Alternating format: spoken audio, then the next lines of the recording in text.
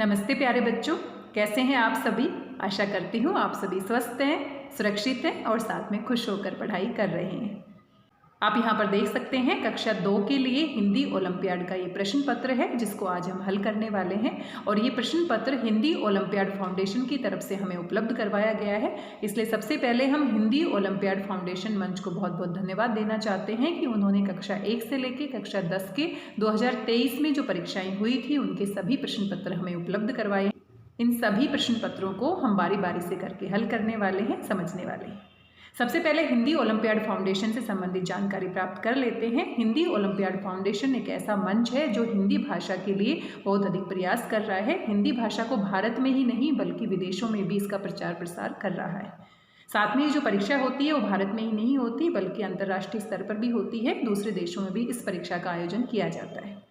हिंदी भाषा के प्रचार प्रसार के लिए और विकास के लिए ये मंच बहुत ही महत्वपूर्ण कार्य कर रहा है, इसलिए हम इसकी सराहना करते हैं और हम भी इसमें अपना योगदान देना चाहते हैं। आप हिंदी ओलंपियाड फाउंडेशन की वेबसाइट पर जाकर और अधिक जानकारी प्राप्त कर सकते हैं। आप यहाँ पर वेबसाइट का एड्रेस देख सकते हैं hindiolympiad.com। आप 2024 के लिए जो परीक्षाएं होने वाली है उसके लिए भी रजिस्ट्रेशन कर सकते हैं। वेबसाइट पर आपको सारी जानकारी मिल जाएगी और साथ में आप hindiolympiad.com/विद्यार्थी पंजीकरण पर जाकर सीधा रजिस्ट्रेशन कर सकते हैं। प्यारे बच्चों, इस परीक्षा के लिए आप अपने लेवल पर भी रजिस्ट्रेशन कर सकते हैं वेबसाइट पर जाकर, या फिर आप अपने विद्यालय की तरफ से भी रजिस्ट्रेशन करवा सकते हैं। अगर आप अपने स्कूल की तरफ से रजिस्ट्रेशन करवाते हैं तो आपको कुछ नहीं करना है, आपको अपने टीचर्स से संपर्क करना है, उनसे बातचीत करनी है और अपनी डिटेल उनको देनी है। आपके अध्यापक स्कूल की तरफ से आपका रजिस्ट्रेशन करवा देंगे। तो आइए इस प्रश्न पत्र को हल कर लेते हैं। और यहाँ पर आप हिंदी ओलंपियाड फाउंडेशन का लोगो आप देख सकते हैं। ये इनका लोगो है, हिंदी ओलंपियाड फाउंडेशन। और ये 2023 में जो परीक्षा हुई है उसमें कक्षा 2 के लिए ये प्रश्न पत्र आया था। तो यहाँ पर आप डिटेल देख सकते हैं। इस बार अगर आप रजिस्ट्रेशन करते हैं, इस परीक्षा की तैयारी करते हैं तो इसी तरीके का प्रश्न पत्र आने वाला है। सवाल आपके बदल जाते हैं, पैटर्न सेम रहता है। आपके सवाल बदल जाएंगे, पेपर का पैटर्न ऐसा ही रहने वाला है। तो यहाँ पर आप देख सकते हैं सबसे पहले विद्यालय का नाम यानी कि आपको अपने स्कूल का नाम लिखना है। प्रतियोगी कौन होता है? जो परीक्षा देता है। तो आप सभी बच्चे परीक्षा देने वाले हैं तो प्रतियोगी का नाम यानी कि यहाँ पर आपको अपना नाम लिखना है। हस्ताक्षर क्या होते हैं? हस्ताक्षर सिग्नेचर को हम कहते हैं। तो जो आपके टीचर्स जिनकी ड्यूटी होगी जब आप पेपर देंगे तो वहाँ पर उनके सिग्नेचर होंगे। और ये अनुक्रमांक यानी कि यहाँ पर आपको अपने रोल नंबर लिखने हैं। तो ये सारी जानकारी आपके टीचर्स आपकी मदद कर देंगे कैसे आपको भरनी है। आगे आप देख सकते हैं 1 घंटे का आपको समय मिलेगा, बहुत ही कम समय होता है। और कुल कितने अंक होते हैं इसके लिए? 100 अंक।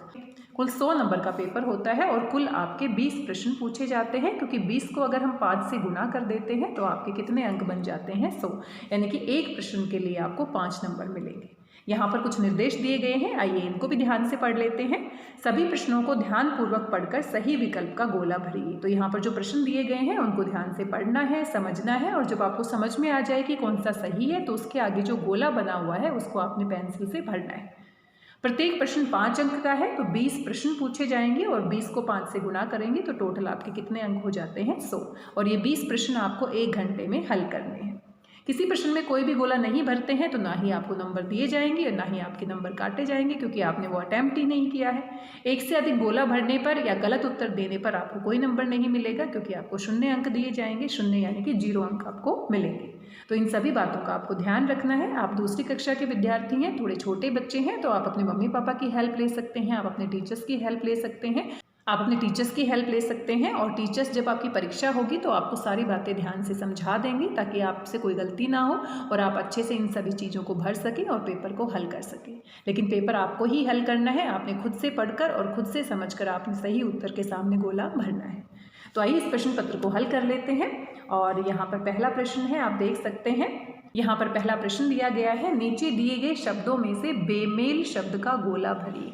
तो प्यारे बच्चों, आपने जल्दबाजी नहीं करनी, आपने बहुत ध्यान से प्रश्न को पढ़ना है, समझना है। समझने के बाद देखना है कौन सा सही उत्तर है और सही उत्तर पता लगने के बाद आपने गोला भरना है। अगर आपको सही उत्तर नहीं पता तो आप इस प्रश्न को छोड़ भी सकते हैं। अगर आपको सही उत्तर नहीं पता तो आप इस प्रश्न को छोड़ भी सकते हैं। गलत उत्तर भरेंगे तो आपका 0 अंक हो जाएगा। गलत उत्तर भरेंगे तो आपको नंबर नहीं मिलेंगे। तो यहाँ पर आपने बेमेल शब्द का गोला भरिए। तो यहाँ पर देखो क भाग में गाजर लिखा हुआ है, आलू लिखा हुआ है, संतरा लिखा हुआ है और प्याज। इन चारों को ध्यान से देखना है। और ओड वन आउट आपने इंग्लिश में भी किए होंगे। ओड वन आउट क्या होता है? जो सबसे अलग है। अब मान लीजिए आपकी कक्षा दूसरी है और दूसरी में कोई तीसरी क्लास का बच्चा आके बैठ जाएगा, तो तीसरी क्लास वाला बच्चा क्या होगा? ओड वन आउट होगा। तो यहाँ पर देखो गाजर, आलू और प्याज, ये सब क्या होती हैं? सब्जियां होती हैं। और सब्जियों के बीच में हमने एक संतरा रख दिया है, तो संतरा हमारा क्या हो गया है? ओड वन आउट हो गया है, बेमेल, यानी कि ये मेल नहीं खाता है। सारी सब्जियां हैं और ये हमारा फ्रूट आ गया है, फल आ गया है। तो इस तरीके से आपने ध्यान से पढ़ के समझना है। और फिर यहाँ पर बेमेल शब्द को ही गोला भरना है, तो संतरा ओड वन आउट है और इसी के सामने गोला आप भर देंगे। इस तरीके से आपने गोला भरना है। मेरा यहाँ पर थोड़ा सा बाहर निकल गया है, मैं हाथ की सहायता से यहाँ पर भर रही हूँ, आप अच्छे से पेंसिल से गोले के बीच में भरेंगे। आगे है किताब, बास्केटबॉल, फुटबॉल और बैट। तो देखो बास्केटबॉल से भी खेलते हैं, फुटबॉल से भी खेलते हैं, बैट से भी खेलते हैं। अब भाई किताब ओड वन आउट हो गई कि नहीं बताओ? अब किताब से तो हम पढ़ते हैं, बाकी सारे खेल की सामग्री है और किताब पढ़ने की सामग्री है। तो यहाँ पर आपने ओड वन आउट को क्या करना है? ओड वन आउट के आगे गोला भरना है। यहाँ पर आपने ओड वन आउट के आगे गोला भरना है। किताब सबसे अलग है, बेमेल है, तो इसके सामने आप क्या करेंगे? गोला भरेंगे। आगे है जल, थल या दोनों जगह पर रहने वाले प्राणियों के चित्र पहचान कर सही गोले भरिए। तो जल क्या होता है? पानी में रहने वाले। और थल क्या होता है? हो सकता है किसी बच्चे को समझ में नहीं आए, थल क्या होता है? थल हम किसे कहते हैं? जमीन, जमीन पर रहने वाले। या फिर दोनों जगह, कुछ जानवर ऐसे होते हैं जो पानी में भी रह लेते हैं और ज़मीन पर भी रह लेते हैं। तो हमने क्या करना है? चित्र को ध्यान से देखना है और उसके सामने पहचानना है कि वो जल में रहता है, पानी में रहता है या ज़मीन पर रहता है या दोनों जगह पर रह सकता है। जल में रहता है, ज़मीन पे रहता है या दोनों जगह पर रह सकता है, उसी के सामने हमने गोला भरना है। तो देखो मछली जल की रानी है और बाहर निकालोगे तो मर जाएगी, तो पानी के बिना मछली नहीं रह सकती, तो ये सिर्फ कहाँ पर रहती है? जल में। तो इसके आगे हम गोला भरेंगे क्योंकि सही उत्तर क्या है? जल। अब हाथी को देखो, अब हाथी जो है वो कहाँ पर रहता है? वो पानी में हमेशा तो नहीं रहता, कुछ समय के लिए पानी में रहता है, नहाता है, बाहर आ जाता है। तो हम ये तो नहीं कह सकते कि जल में भी रहता है और थल में भी रहता है। थल यानी कि जमीन पर, ज़्यादा समय वो किस पर बिताता है? जमीन पर। तो यहाँ पर दूसरा विकल्प क्या है? सही है। अब ये देखो, ये हमारा कुत्ता है, डॉगी है, और डॉगी कहाँ पर रहता है? डॉगी जमीन पर रहता है, तो यानी कि इसका विकल्प भी क्या है? थल। दूसरा विकल्प क्या है? सही। दोनों जगह तो नहीं रह सकता। अब ये देखो हमारी बतख है और ये बतख जो है ये तो दोनों जगह रह लेती है। आपने देखा होगा बतख बाहर भी बहुत समय तक रह सकती है और पानी में भी बहुत समय तक रह सकती है। तो यानी कि इसमें हम क्या लगाएंगे? दोनों जगह। सिर्फ पानी में नहीं रहती बतख, बाहर भी रहती है, दोनों जगह। आगे आपका है मेंढक। अब मेंढक भी ध्यान से देखो, मेंढक क्या करता है? पानी में भी रहता है और बाहर भी बहुत समय तक रहता है, तो इसके लिए भी हम क्या करेंगे? दोनों जगह। तो इस तरीके से हम इसको गोला भर देंगे। आगे है हिंदी भाषा में मूल व्यंजन कितने होते हैं? तो स्वर और व्यंजन आपने पहली क्लास में भी पढ़े हैं। स्वर हमारे 11 होते हैं और व्यंजन हमारे कितने होते हैं? 33 होते हैं। तो यहाँ पर व्यंजन पूछा गया है, तो व्यंजन हमारे 33, और 33 कहाँ पर सही लिखा है? 33 तीसरे विकल्प में, तो ये हमारा क्या है? सही है। और स्वर पूछा जाता है आपसे तो कितने होते हैं? 11। सही संयुक्त अक्षर वाला शब्द है। तो संयुक्त अक्षर हमारे कितने होते हैं? 4 होते हैं, आपने पढ़े होंगे। श, त्र, गे और श्र। तो ये हमारे 4 क्या होते हैं? संयुक्त अक्षर। और ये संयुक्त अक्षर जो है आप ध्यान से देखो कहाँ पर लिखा गया है। ये 4 हमारे संयुक्त अक्षर होते हैं और यहाँ पर संयुक्त अक्षर कहाँ पर है? कक्षा। कक्षा में श का प्रयोग किया गया है, तो ये आपका क्या है? संयुक्त अक्षर वाला शब्द। आगे है खालिस्तान दिया गया है, क्या कर रहे हैं? तो यहाँ पर 3 विकल्प है। क्या कर रहे हैं? आप क्या कर रहे हैं? तो ये बिल्कुल सही है। मैं क्या कर रहे हैं? ये तो अजीब है। मैं क्या कर रहा हूँ? तुम क्या कर रहे हो? तो यहाँ पर सबसे सही विकल्प कौन सा है? आप। क्या भरेंगे हम इसमें? आप। तो ये आपका आप यहाँ पर सही विकल्प हो जाएगा। आगे पूछा गया है शेर का समान अर्थ वाला शब्द है। तो शेर हम किसको कहते हैं? शेर राजा को तो नहीं कहते। हाँ, जंगल का राजा शेर होता है, वो अलग बात है। वन राज, वन क्या होता है? जंगल, और राज यानी कि राज करने वाला। तो जंगल का राजा कौन होता है? शेर। तो शेर का दूसरा शब्द क्या है? समान अर्थ वाला क्या है? वनराज। तो दूसरा विकल्प सही होगा। उचित चित्र से मिलान कीजिए। तो यहाँ पर कुछ चित्र दिए गए हैं और यहाँ पर कुछ बातें लिखी गई हैं। और क में आपसे पूछा गया है जो विद्यालय में पढ़ाता है, तो विद्यालय में जो पढ़ाता है वो अध्यापक होता है, शिक्षक होता है, तो ये आपका चित्र सही है। और जो खेती करता है तो खेती कौन करता है, किसान करता है, तो ये आपका चित्र सही है। तो इस तरीके से आपने क्या करना है, मिलान करना है।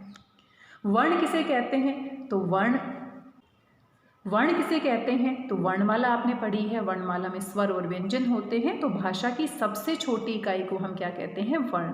और वर्णों को जब हम मिला देते हैं तो शब्द बन जाते हैं, शब्दों को मिला देते हैं तो वाक्य बन जाते हैं, और वाक्यों को मिला देते हैं तो हमारी बातचीत का तरीका बन जाता है। हम बात करते हैं वाक्यों के माध्यम से, बोलकर, लिखकर। तो यहाँ पर भाषा की सबसे छोटी इकाई को हम क्या कहते हैं, वर्ण कहते हैं। संयुक्त व्यंजन तो अभी अभी हमने देखा था। और विशेष्य क्या होता है, जिसकी विशेषता बताई जाती है। तो पहला विकल्प यहाँ पर क्या है, सही। आगे है यह, और खाली स्थान दिया गया है घर है। तो यहाँ पर भी 3 उत्तर दिए गए हैं। तो यह अपना घर है, ये मुझे घर है, और यह मेरा घर है। तो ये जो घर है ये मेरा है। तो तीसरा विकल्प क्या है, सही है। घरों में जब हम बोलते हैं तो यह अपना घर है, कुछ कुछ सही लग रहा है, लेकिन व्याकरण की दृष्टि से सबसे सही कौन सा है, मेरा। यह मेरा घर है, यह मेरा घर है। हमारे देश का नाम है तो सभी को पता है, मुझे बताने की ज़रूरत नहीं है। हमारे देश का नाम भारत है और हम सभी भारतीय हैं, और हमें गर्व है कि हम सभी भारतीय हैं। अब आगे देख सकते हैं, प्रश्न संख्या 11 में आपसे पूछा गया है, यहाँ पर वर्णमाला दी गई है और बीच बीच में खाली स्थान दिए गए हैं। तो ये जो व्यंजन छूट गए हैं इनको आपने पूरा करना है। तो ये देखो, क के बाद क्या आता है, ख, क, ख, ग से गमला, घ और ड, क, ख, ग, घ, ड़। आगे है प के बाद फ से फल आता है, फिर ब से बकरी, प, फ, ब, भ और म। य के बाद क्या आता है, र, ल और व। तो इस तरीके से जो खाली स्थान दिए गए हैं, आपको अच्छे से वर्णमाला आती है, आप बीच बीच में भर सकते हैं। आगे है भाई का लिंग बदल कर लिखिए। तो पुल्लिंग और स्त्रीलिंग आपने पढ़े हैं। भाई से क्या हो जाएगा, बहन। भाई का क्या हो जाएगा, लिंग, बहन। भाई पुल्लिंग है और ये स्त्रीलिंग है। बुआ से फूफा और मौसी से मौसा। 30 को हिंदी में कैसे लिखते हैं, अब 30 बोल के देखो, 30 त और बड़ी की मात्रा और स, 30, ये हमारा 30 है। 23 हम इस तरीके से लिखते हैं और 20 हम ऐसे लिखते हैं। पुस्तक का वचन बदलिए। तो वचन में एक वचन आता है, बहुवचन। जहाँ पर एक की जानकारी होती है एक वचन होता है, और जहाँ पर बहुत सारी चीज़ों की जानकारी होती है वहाँ पर बहुवचन होता है। तो पुस्तक से क्या बन जाएगा, पुस्तकों, ये तो गलत लिखा हुआ है, पुस्तकों, ये भी गलत है। पुस्तकें, पुस्तक, पुस्तकें। गमला, गमले। तो ये आपका तीसरा विकल्प क्या है, सही है। अंदर का विलोम, विलोम क्या होता है, उल्टे अर्थ वाला। तो अंदर से क्या बन जाएगा, बाहर। अब ये देखो, यहाँ पर आपको कंफ्यूज करने के लिए, बाहर नहीं होता, बाहर होता है ना, बहुत अच्छे मौसम में बाहर आती है, ठंडी हवा चलती है। बाहर, तो सही क्या है, बाहर। कई बार हम बोलते हैं ना, अंदर बाहर, तो बाहर नहीं होता, बाहर होता है। और बहरा जिसको सुनाई नहीं देता। तो यहाँ पर ध्यान से देखना है क्या लिखा है, थोड़ा सा ध्यान देने की आवश्यकता है। आगे आप देख सकते हैं, आपने वर्णों को जोड़कर शब्द बनाना है। तो यहाँ पर देखो, ह और ह पे आ की मात्रा, तो आ की मात्रा ऐसे लगती है, और फिर थ लिखा हुआ है और बड़ी की मात्रा पीछे लगती है। तो क्या बन गया, हाथी। तो हाथी यहाँ पर सही लिखा गया है, ये आपका सही हो जाएगा। हथी भी नहीं है और हाथ भी गलत है। चित्र को पहचानकर उचित गोला भरिए। तो ध्यान से देखो, आप डॉक्टर के पास जाते हैं तो डॉक्टर अपने कानों में स्टेथोस्कोप लगाते हैं और आपकी जांच करते हैं। तो आप समझ ही गए होंगे। और डॉक्टर को हिंदी में क्या कहते हैं, चिकित्सक। और हॉस्पिटल को हिंदी में क्या कहते हैं, चिकित्सालय। तो डॉक्टर जो है वो इंग्लिश में कहते हैं, लेकिन चिकित्सक हिंदी में कहते हैं। और ये हिंदी की परीक्षा है तो हमें थोड़ा ध्यान देने की ज़रूरत है, क्योंकि हम ज़्यादातर डॉक्टर ही बोलते हैं, लेकिन यहाँ पर डॉक्टर नहीं है, यहाँ पर डॉक्टर के स्थान पर क्या लिखा है, चिकित्सक। ईख शब्द में कौन सी मात्रा है, तो ईख में आप ध्यान से देख सकते हैं, ई जो है आपकी क्या है, बड़ी है, यहाँ पर बड़ी ई लिखी हुई है, तो यही इसकी मात्रा है। तो ये आपका क्या होगा, ईख, यानी कि दूसरा विकल्प सही है। डॉक्टर शब्द में प्रयोग हुआ है, तो डॉक्टर में देखो, ओ डॉक्टर, तो ये देखो, ये जो होता है आपका, ये आगत होता है। अनुस्वार में क्या होता है, बिंदु। अनुनासिक में चंद्र बिंदु होता है। अनुस्वार में आपका बिंदु लगता है, अनुनासिक में चंद्र बिंदु लगता है और आगत में इस तरह की जो आपकी मात्रा होती है जो अंग्रेजी से ली गई है। तो डॉक्टर, कॉपी, कॉपी जब आप लिखते हैं अंग्रेजी का शब्द है तो कॉपी को आप ऐसे लिखते हैं, तो ये आगत होता है जिसको कहाँ से लिया गया है, अंग्रेजी से। तो कॉपी आप ऐसे लिखते हैं, डॉक्टर में आप इस तरीके का लगाते हैं। कई बच्चे डॉक्टर में कंफ्यूज हो जाते हैं, ऐसे चंद्र बिंदु लगाते हैं, चंद्र बिंदु गलत होता है। ये डॉक्टर में अलग से इस तरह से सिर्फ आधा चांद लगाते हैं, बिंदु नहीं लगाते हैं। तो डॉक्टर शब्द में प्रयोग हुआ है, आगत ध्वनि है यहाँ पर। डॉक्टर का जो यहाँ पर ये गोल लगाया हुआ है ये आगत है, अंग्रेजी से आया है, तो ये तीसरा विकल्प सही है।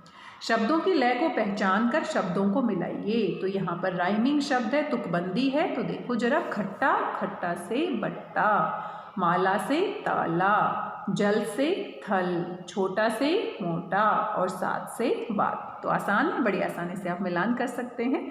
प्यारे बच्चों, आशा करती हूँ सभी प्रश्न आपको आसान लगे होंगे, साथ में समझ में आए होंगे और आप ये अंदाज़ा लगा सकते हैं कि पेपर किस तरीके से आता है। अगर आप 2024 की हिंदी ओलंपियाड परीक्षा के लिए रजिस्ट्रेशन करते हैं, अगर आप ये परीक्षा देते हैं तो आप इसकी सहायता से तैयारी कर सकते हैं।